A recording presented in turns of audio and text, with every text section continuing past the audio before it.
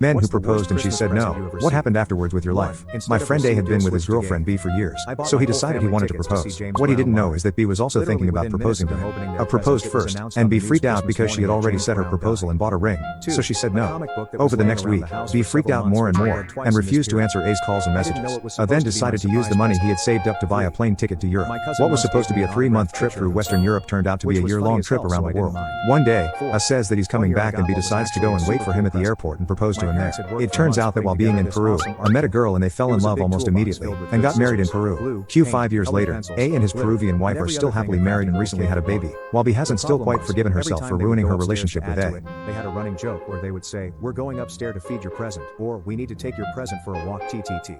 So of course on Christmas morning, instead of being a little kid who was stoked to get a huge box of art supplies, I was a little kid who was devastated that I didn't get a